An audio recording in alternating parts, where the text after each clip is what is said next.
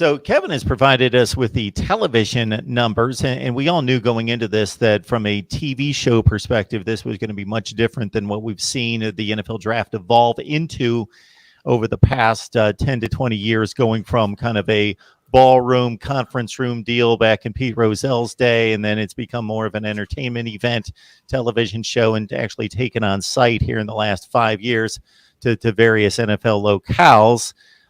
Downtown Nashville, I believe, last year.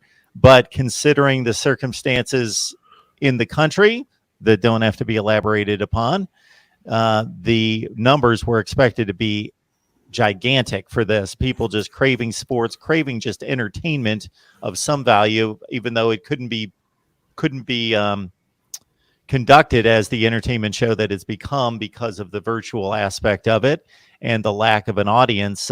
Kevin letting us know basically the TV ratings. And I was trying, as I looked at these numbers, working where I do, I was trying to compare it to what we've seen in the past. ESPN and NFL Network did a joint venture where they basically simulcasted to each other and used the same talent and basically just the same exact broadcast for a number of reasons.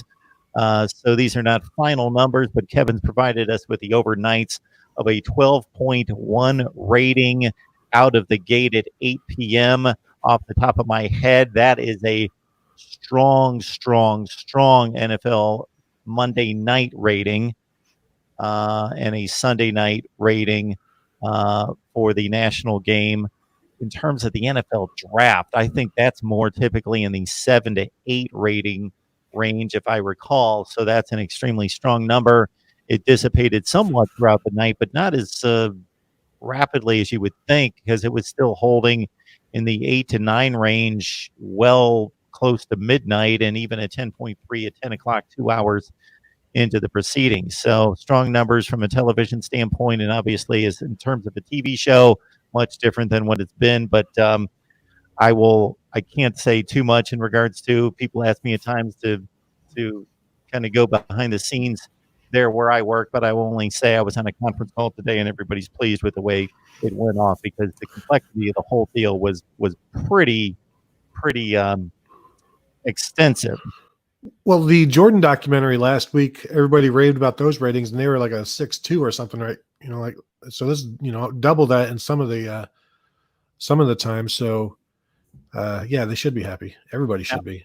Now, in particular, Kevin points out as well, it's always interesting to me. I'm fascinated with the whole TV rating subject, regardless, not even just within the sports realm, but the numbers for each market.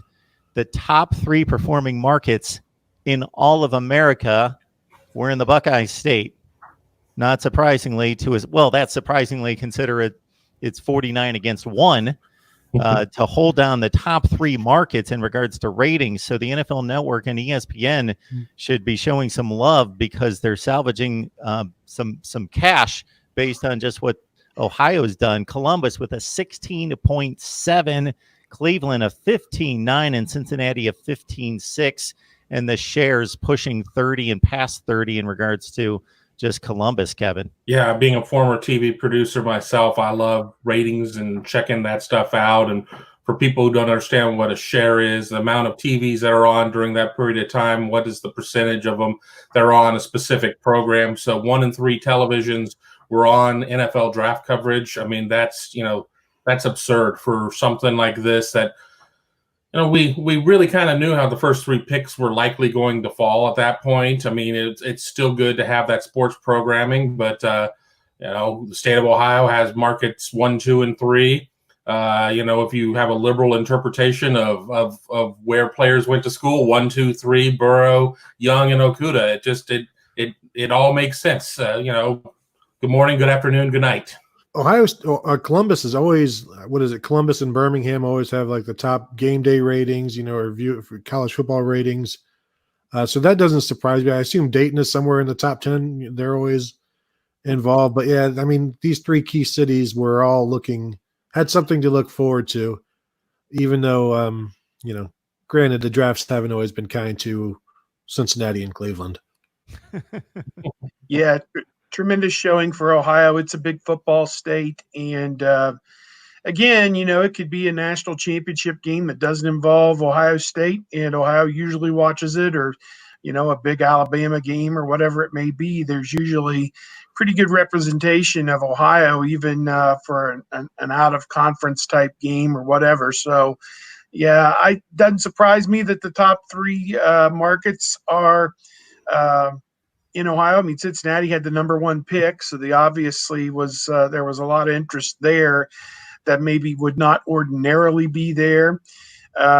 Cleveland had a down the line pick at number 10, but those people, they live NFL football, 400 days a year in Cleveland. So they are about as dyed in the wool with the NFL as you could possibly be.